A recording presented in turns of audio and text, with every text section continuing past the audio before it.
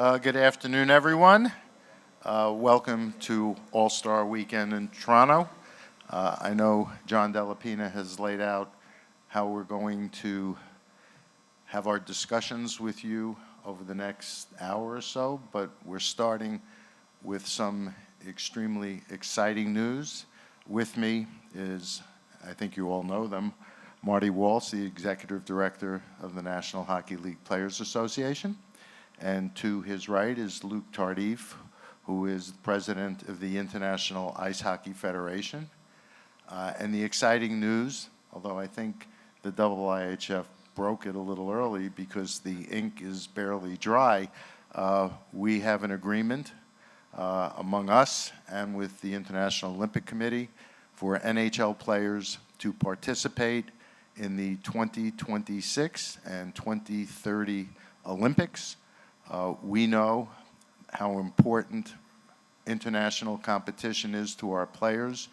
We know how much they love and want to represent the countries from which they're from. And we think this is a great stage for best on best, the best on best, in what obviously we all believe is the best sport. And when you look at the composition of our player base, you again understand how important international competition is. There were a lot of details to work out. I'm thrilled that our three organizations could collaborate as well as they have, and we're looking forward to moving our international agenda forward in a really big way. With that, Marty, the mic is yours. Thank you, Commissioner. And I want to thank everyone for joining us today for this exciting announcement with the NHL, NHLPA, and the IIHF. Since I joined the PA since last February, it's been clear how much our players embrace and support the opportunity to represent their countries in the Olympics. That's one of the things as we did Fall Tour. And prior to that, players would constantly say to us, we want to play in the Olympics, we want to be in the Olympics, we want to be part of the Olympics. And today's announcement makes that a reality. As Gary said, we can officially confirm the NHL players will return to the Winter Olympics in Milano Cortina in 2026 as well as in 2030. As you all know, NHL players are the best in the world, and it's exciting to know that they'll be back on a world stage representing their countries in a best-on-best tournament. Today is also an exciting day for hockey fans, for media, for stakeholders who have regularly debates what team rosters should look like with the best players competing for their countries. And in 2026, we will get that answer. We'll get to see NHL teammates go head-to-head, top NHL players line up next to each other, and for many NHLPA members, it will be the first opportunity for them to ever play in an Olympic game. 2026 marks the sixth time that players will compete in the Olympics. We all remember the outstanding performances from gold medalists in the past like Mario Lemieux, Nicholas Lindstrom, Sidney Crosby, Carey Price, and we can't wait to see what this group of players will do in the next Olympic Games. I just want to take a moment to thank the teams that put this together. We get a chance to sit up here and announce this. But the team at the NHL, the staff that worked tirelessly to get this agreement done, the team at the IIHF who worked tirelessly to get this done, the IOC team that's here with us today, tirelessly to get it done, and I'm going to say most importantly, the NHLPA staff too. But all kidding aside, all of the people that worked on this worked extremely hard and were committed from day one to making something happen. So I want to say thank you very much. And with that, I have an opportunity to introduce Luke Tardif to say a few words.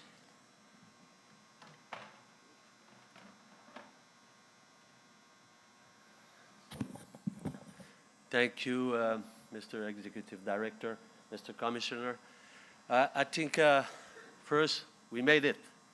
And that's really important. That's 2 years' work and more intense the last 6 months, I think, if I can say. But the most important thing is since 2 years, we learned to work together. And I have to congratulate, like you did, Mr. Walsh, the staff of NHL, the staff of NHLPA, the staff of the IHF, and the people from IOC, because now we got a new process, you got a new method for success. So that means outside of the Olympic game, why not do further? We know how to work together, and that's really important. This agreement is really important because first of all, IHF, NHL. So that means our goal is trying to grow the game all over the world. Bring the best on best player, and what is the most important competition than the Olympic Games. I think this news will make happy the young players who will have in front of them at least 2 Olympic Games, and why not 34, because it will be in a ice hockey place. So that means it will be important for all those kids and to play the Olympic game, to learn what is the Olympic spirit. And we're happy that all of us, we reach, that was not easy. That was not easy. A lot of discussion, but I think the most important thing is the success. For IHF, I think coordinate all the schedule for the next 10 years. It will be really important and for the benefit of our game. So thank you for your understanding and the work we did together. We know a little bit more together, and that was not an easy. Both of us, we are not easy guy, but we made it. Speak for yourself. Yeah. We made it for the benefit of ice hockey level. Thank you.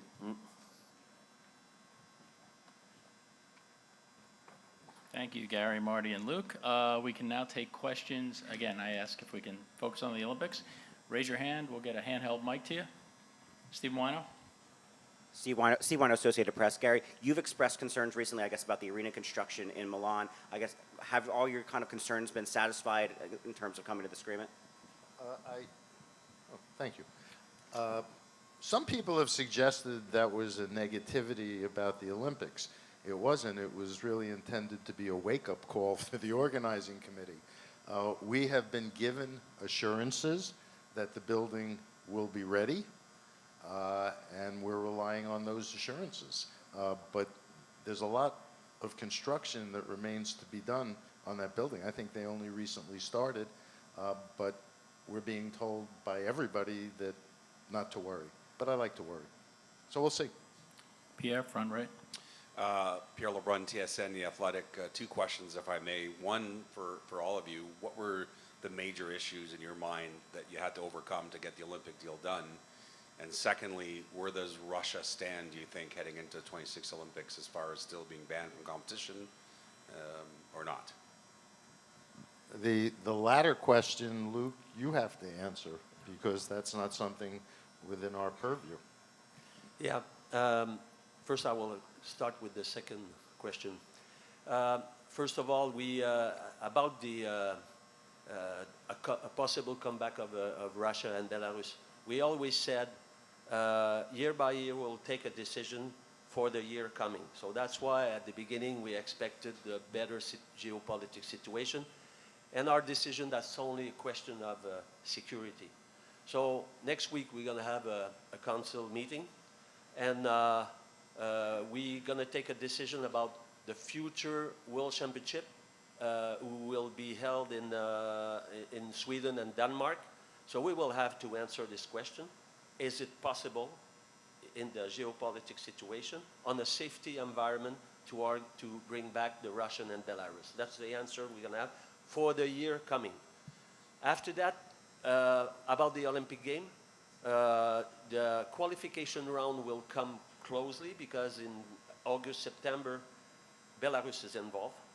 And by the ranking, Russia is already qualified. But can we treat both separately?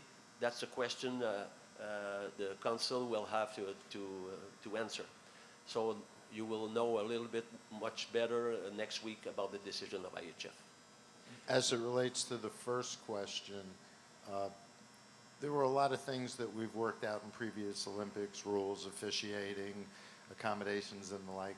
I wasn't worried about those things. The big issues were the big ticket items: who is going to pay for the insurance, who is going to pay for the travel, and who is going to pay for the players and their families. From our standpoint, it was really when the Players Association got comfortable that the players were going to be treated appropriately, that we were going to be comfortable going once we were told that the big ticket items were going to be paid for and that the players would be insured and traveled appropriately. You want to weigh in? Who's paying, Luke? That, Not us. that's a team effort. First, that's a team effort, and that's the most difficult problem. So that means, for 2030, we don't know what will be the insurance. We don't know. So that means we will have to in the middle of the road to readjust our. But anyway, that's not possible. That the player are not covered, and first. That's the job of IHF, but that's a team effort because IOC organization committee help us on different way to answer all the questions sent by NHLPA and IHL for this topic. And we have, as you know, new leadership in the PA, myself and Ron Hainsey. And when we looked at international hockey, we asked Rob Zepp to take over international hockey. So there were some new players at the table for us. So, you know, at the end of the day, you look back and say, it was a great collaboration. Obviously, to get to the final, it can be complicated. And, you know, the challenges were there. But our team and all the teams, as I said earlier, did a great job working together collectively. Let me just add one thing, particularly for the NHL owners that are listening. The fact of the matter is, our agreement is we're not responsible for any of the major costs, the big ticket items. How the IIHF raises the funds, whether it's from the IIHF or the organizing committee or the IOC for 30, that will be their issue, not ours. And I want to be clear about that. And since we're giving shout outs, this agreement doesn't come to fruition without Deputy Commissioner Bill Daly's tireless work on that behalf, plus the people that work with him on our staff. Maybe I should add that also a part of the insurance will be covered, that we share will be covered by Olympic Committee of each country and also Federation of each country. So that means that's the way we find a way to cover everything.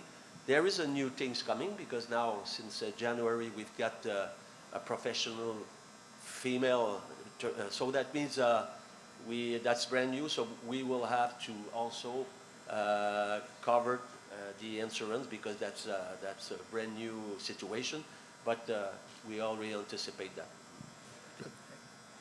Third row on the right, Steve Simmons. Gary, Steve Simmons, Toronto Sun. You talk about the owners who are listening and even those who aren't right now. There's been a historical reluctance among the people who've owned franchises in your league to participate in the Olympic Games. How did you convince them at this time to go back to the Games after the ownership seemed to be going in the other direction? That's a really good question, and there are no simple answers, but I'll try and give you one. There is a recognition of how important this is to the players, and in the spirit of cooperation, particularly the work that we did together during COVID, everybody felt on our side that it was the right thing to do. In addition, that we can all have the discussion about growing the game and the profile and all that. This really came down to doing something because the players really wanted it. Mark Lazarus, The Back Athletic. on the right, Mark Lazarus. Given the arena is just starting to be under construction, is there any push to make it an NHL-sized rink instead of the wider Olympic ice? Yeah, there is a new rule now in IHF about first our top heaven. So we will use NHL size, and that will be the case in Torino, not in Torino, in Milano. So that means now that's the size, even if NHL was not there the last two Olympic Games. So for a lot of reasons, we think that's a more spectacular size for ice hockey. So in Torino, it will be NHL size. Unless I'm misremembering, I think that started back in Vancouver. We were on NHL ice. Yeah. In front, Kevin McGrath. Gary, I know a stumbling block for you with the Olympics in the past has been the ability to use the video on your own website. Has that been resolved to your satisfaction? The discussions are constructive and positive enough that we think we'll have enough content access. better than we've had in the past. That's one of those things that we'll work our way through, but in order for us to be able to participate in 2026, we couldn't resolve dot every I and cross every T, but on the big items that were essential, we were able to do that, and the other things that we'll work out, but I think we're in a better position than we were the last time we participated. Josh, you have a question? You done? Anybody else? Oh, go ahead. Third row on the left. Hey, Alex Silverman, Sports Business Journal. I know the location of 2030 hasn't been officially announced, but it looks like France and Salt Lake City for 2034. Was having some level of knowledge of where those are going to be, was that a factor at all? Not really. In the final analysis, we wanted to be back with our players in the Olympics, and the Olympics is going to select among a number of places, all of which I think are pretty desirable. Maybe I can give more information about that because that's in France. And at the moment, the decision of the organization of the Olympic Games in France, it will be settled on the executive committee of IOC in Paris on I think that's just before the Olympic Games. But now we know that first there is only one last candidate, so it will be in France, and the location will be everybody was going to be happy. That's in south of France, and all the figure skating, speed skating, and ice hockey will be in Nice. That sounds nice.